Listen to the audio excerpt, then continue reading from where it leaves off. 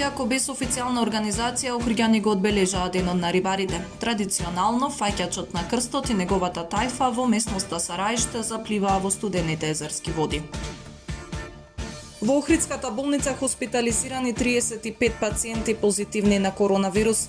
Дневно се прават и по 150 амбулантски прегледи. До 16 јануари во Охрид регистрирани 65 случаи на сезонски грип.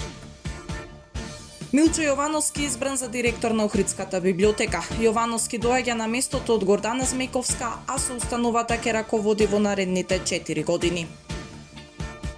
Во рамки на крводарителската акција Водици 2022, која се одржа во текот на вчерашниот ден, собрани 66 крвни единици. Дел од граѓаните за прв пат дарувале крв.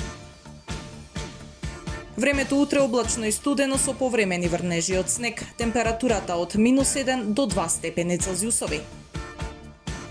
Следевте една минута вести на Охрид Нјус.